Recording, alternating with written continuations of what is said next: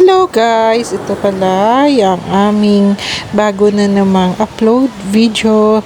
So ayan, so nakikita nyo ngayon yung twins, malaki na sila. Dati yung baby pa nila. Last ko na upload, babies pa sila, 'di ba? Ito, toddler na sila. Ang bibilis na takbo, bilis na 'yan. Nagpasyal pala kami sa UP Miagao at dyan nga kami nagsipang agot dyan sa baybay ng Miagao. So ayan, so every weekend nagpapasyal yan yung twins. Buti nga hindi umulan, okay, kasi kung umulan hindi kami nakalabas.